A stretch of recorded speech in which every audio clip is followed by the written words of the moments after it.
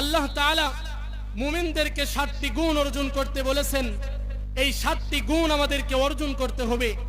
একজন মুমিন সে সফল হওয়ার জন্য তাকে খুজু সহকারে নামাজ আদায় করা শিখতে হবে এবং লগ্ন কাজ অহেতুক কাজ থেকে নিজেকে বিরত রাখতে হবে।